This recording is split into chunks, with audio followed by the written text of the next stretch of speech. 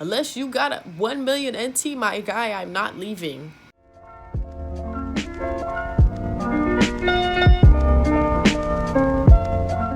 Hey everybody, this is Iridescently T, and today I want to talk about my life in quarantine, but mostly what quarantine is like in Taiwan and like the different steps and guidelines they have for you here. As far as quarantine goes, I haven't been doing much. I have been watching all types of horror movies. Shout out to Possessed by Horror. She has like a bunch of videos and I'm just like itching to watch all of them. So I've just been like binging a bunch of horror movies. I've been editing, like my first video I already edited, and like learning trial by error. So that's actually been a lot of fun. I mean, this is only my second video, so we'll see, especially when I start working, how much I really like editing. But it was nice and figuring out what works for me and this stuff and my thumbnail. And I'm gonna be honest, I was really proud of my last video. So this is the second one. And then just talking to friends and family. I was actually on a book club Zoom call today for All About Love by Bell Hooks. So yeah, not doing much. I still have my little quarantine buddy, Coco. I'm in the bedroom and she doesn't come in here, but chilling with Coco, watching movies, editing videos, talking to friends and family, and social media. And then eating, of course. That's pretty much the extent of my quarantine. I do start school next week already, because today's day 10 of quarantine for me, which came so quickly. This is my last weekend before I start teaching. So I have to do some reading up on that and figure out what my curriculum is, because it's there's the curriculum, but just figuring out what I'm teaching on what days and how I'm going to go about those classes. So nervous, but also excited to finally see my school. I'm finally going to get to move into my place, so that'll definitely be another video. I brought like no decorations to Taiwan, so I will probably do a video about me going out and finding decorations for my place before I actually show the final image of what my place looks like. So what I talked about in my last video is just like getting into the country. I'm gonna be repeating things because some of them do matter and are relevant. Starting again from the beginning, you have to have a negative COVID test, and when you get onto the plane, it has to be within 3 days of you receiving your results. Not when you take the test, when you receive your results. Then when you get into Taiwan, you have to get a SIM card, like if you don't already have a Taiwanese SIM card. It's 700 NT. Still don't know. I still haven't looked up. I want to say it's $20, 25-ish US dollars. And it's only for the 2 weeks, just so that they can keep track of you and contact you about your symptoms. Your first day of quarantine does not start until the day after you arrived.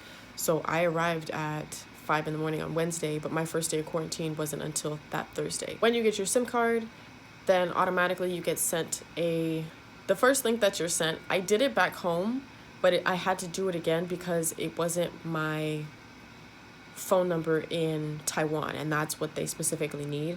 So I redid that form. That form, again, obviously it's going to ask your phone number, all of your contact information. I think it asks where you're staying, nationality, passport number. Then once you do that, you get a link. I think first it's to confirm your phone number, and then once you've confirmed your phone number, it sends you another text message with a link to first confirm the last digits. I think it's like the last 6 digits of your passport as well as your name. And then that directs you to another form, which asks you the same questions the first one did. Yeah, pretty much. But then it also generates for you your quarantine date, like your start and end date. Then from there, that's when you go to, after you have all of that information, then you go to, there was no line, so I just went up to the person, but the lady there, she explained they have a card. Again, as you know, if you watch my last video, you know that I don't remember all of the rules because I felt like they were common sense, but there's 5 rules that they go over, and mostly it's monitor your symptoms. If you have them, make sure you contact us and take your temperature, and you can't leave. You can't leave your room. Can't leave your room for anything. You cannot leave. and you will get fined if you leave. That's like the gist of all of the COVID stuff in the airport. Yeah, and that's before you get to customs or anything. Like as soon as you get off the plane, that's the first thing that you do is they handle the COVID stuff, and then they branch out from there. Then it's like another virus related thing, but it's specifically it's the American pig fever. American swine, sorry, not American.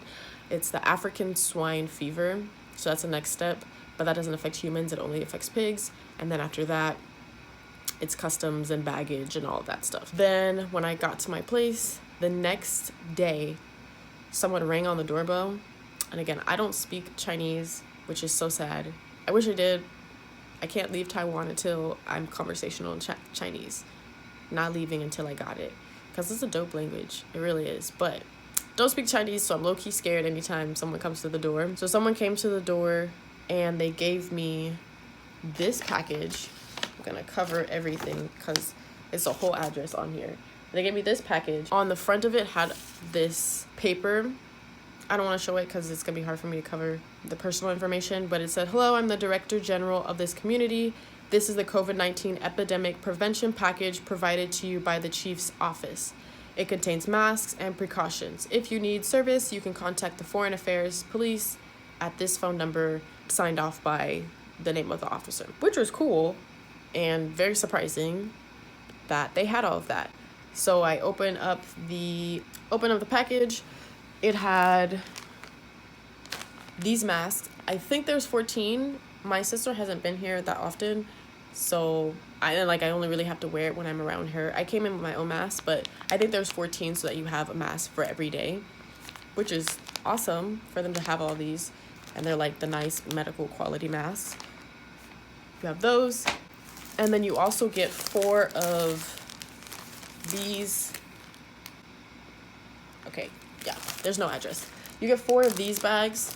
So it's a pink bag. You get 4 of these because that is specifically your garbage bags. So you get 4 for 14 days, which I think is a reasonable amount. And I'm sure they would bring you more if for some ridiculous reason you needed more.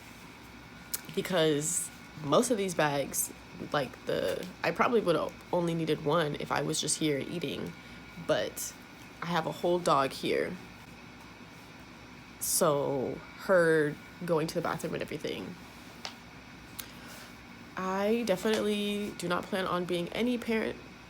Oh, there was Coco. I don't plan on being any type of parent anytime soon. Shout out to parents, because it's too much. It's been 10 days and I'm already like, this is a lot. Taking care of another living thing is a lot.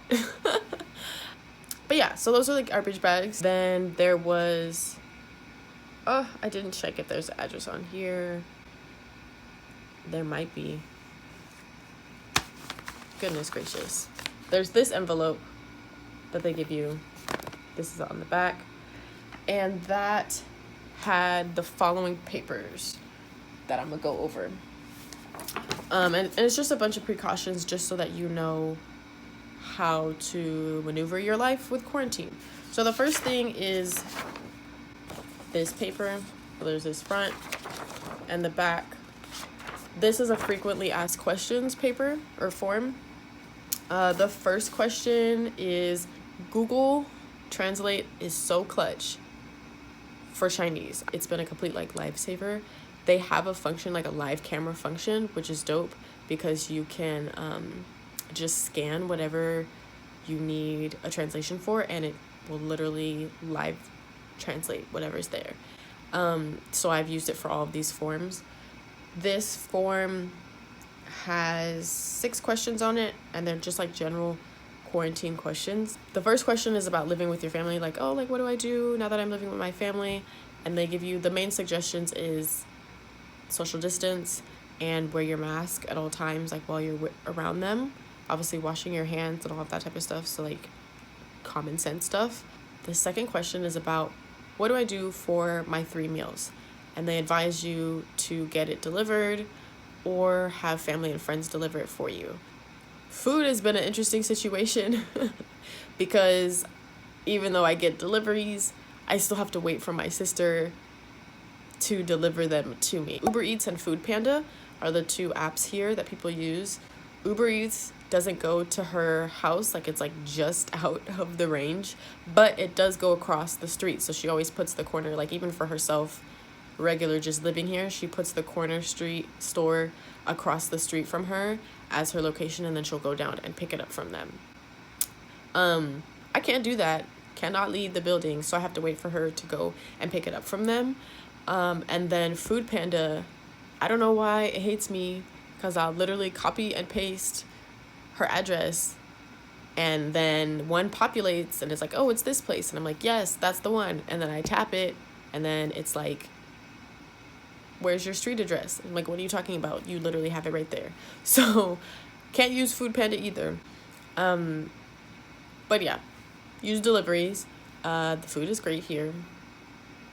I can't wait till I could get out, because then I'll really be living. The third question is about trash pickup, which there's another full sheet on that, so I'll talk about that then. So then the fourth question is like, how do I disinfect my home? And they actually give you like a whole recipe, would that be the word? Formula? I don't know. But it's for, like, it's like a certain amount of parts bleach and a certain amount of parts water, and use that to clean your house to kill germs. The next question is how to readjust for just quarantine life in general, and they advise you to still contact your friends and family via social media, email, whatever, so that you can like keep sane socially, which makes sense. And then the last question, number 6, is, are there fines for leaving quarantine? And yes, there were all types of fines. The max is $1 million NT, which I forgot to look up. Let me look that up right quick. I'm salty I didn't look this up before. That's 32,965 US dollars. Don't nobody have that type of money. We will not be getting fined. That, yikes. Won't be doing it. They're not playing around. They said stay in the mother trucking house. They're not here for it. They said stay in the house. So yeah, definitely fines. Most definitely fines. I don't know if you noticed, but like the QR code, I tried it out. Took me to a private video. It's in the section for like how to deal with your family and friends. So it probably was some like informational video about how to social distance. This next form was very endearing to me, because I feel like this is not the attitude that's being shown in the US. Basically, it describes, it first says that it's home quarantine is a measure to protect against the virus, because the virus hasn't been like solved per se yet. Like there's no vaccine. So until then, this is a measure that they're taking for the health of everyone. They say, thank you for your sacrifice. We do understand that it's hard, but it's for the greater good. And we do it because we care about you and we care about our community. And they also just advise you to continue to protect yourself. And in the end, we'll all get through this together. And I just really appreciate that and that community-centered perspective, because that's just not the case in the US. It's just not. And it makes me sad. But I'm really happy to now be in a country where that is the mentality around it, that it's a matter of safety. Actually, me being here in quarantine at this place has been like an issue, because the lady that was security guard when I came in, she was like, I could tell that she was hesitant even when I didn't speak the language, and then she sprayed off all my stuff and I followed my sister up. But then she went and called and like snitched to my sorority sister's landlord that there's a person in quarantine here, and the landlord is like, and tried to make a big deal about it to my sister. But I'm like, unless you got a 1 million NT, my guy, I'm not leaving. I'm here now. I'm so sorry about it. If she really was gonna make a fuss about it, she shouldn't have let me into the building, because now I'm here and I can't leave. Cannot, will not. That's the thing too. I was like, the only people that could get me out of the building would be the police, and the police are not gonna take a person in quarantine out of the building. But their big thing is like, oh, this is a danger to the community. You put the community at risk. And like, as much as it's like, we saw one person, I had my mask on the whole time. We didn't even take the elevator with her. None of that. And as far as I'm concerned, coronavirus doesn't seep through the walls. So there's no reason for her to be stressed end yet. But I still appreciate that community mindset, and I hope that's something that I wanted to grow into anyways in the US. So I'm glad that I'm now in a culture where that's the norm and that's the expectation, because I think it'll be really easy to make that transition then. But yeah, so that's that form. Okay, so this one is straightforward. How to wear your mask, very extensive. And then this is 5 times when you should be washing your hands, and then how to wash your hands. So I would think it would be common sense, but I don't know. Common sense is not so common. So there's that. This is the garbage instructions. There's 3 points. 1, 2, 3. ER sign. Low key, it's pretty straightforward. The first one is like how to pack it, and it's like, oh, if it's 50%, or once it's at 70%, you can start packing it. It shouldn't be squeezed. I think that's like for the safety of the garbage person picking it up. Make sure there's no sharp objects, like save those until you're out of quarantine. I think they also said that you don't have to order your trash. I can't think of the word right now. You don't have to put your trash in different like bins right now. Like everything just goes in this one thing. They said if you can keep it at your house, just keep it. But if you can't, then call for someone to pick it up. And that's what I've been having. My sorority sister, I just tell her when I need someone to pick up the trash, and then she'll send someone to pick it. So that's happened twice. And then the third one is, again, fines if you try to take it out yourself and break quarantine. They're not playing around. This last one is super cool because it's the app that you use for monitoring your health. It gives you, obviously you can see there's a QR code to take you to the app. Then it tells you where you can either use Facebook or Line to connect to the app, and then it shows you what the interface looks like, and then you push this button. I don't know how I figured that out, but it's this second one. Then it takes you to here. You'll go to temperature. You'll put in your temperature based off of the time, and then you'll save it. And then, so yeah, step 1, get the app, put your temperature in, and then step 3 is exercise. So they really want to focus on like your health at home. Like I think this line is basically like, oh, working out at home is fun and it's good for you. And this QR code takes you to a video that shows you how to do different exercises at home. So I love that. That's super cute. So that was everything in the package. Then I also got a text message from a police officer saying, hey, I'm your manager for the time being. He asked me if I had Line, which is the messaging app here. I added him on Line. Then he added me to a group of foreigners. Every day you're supposed to check in, say how you're feeling. You could use, it's just like a quick like, oh, I'm good, all good here, everything feels normal. So that he could be monitoring symptoms. And then you also get a text every day at 10 asking, hey, if you feel, I'm gonna put the text in right here. Put 1 if you have no symptoms, 2 if you've gotten these symptoms, which are like coronavirus symptoms, and then 3 if you have other symptoms, and then like call this number if you need any further help. So if you don't answer that message by 10:15, then they text it again. Because sometimes I'll be like, oh, like let me go make sure I check my temperature, because you're supposed to do it twice a day. So I was like, let me just take my temperature right now so that I know and I'm not putting false information, and I can also put it into the app. And then I'll check my temperature and then forget, and then they send that second text message and I'm like, oops, my bad, and I respond, and then they're like, good, they leave me alone. Today, while I was on my call, I totally forgot because I had my camera set up and I didn't want to mess up because I had it perfectly set. So I was like totally ignoring everything, was on the phone call, and then I took a shower. I came back, and at 11 o'clock I got a phone call, and I was like, what is this? And then it was a message because I hadn't responded to those text messages. It was a phone call, but it was a pre-recorded like thing that was saying all of the stuff that they would say in the text message.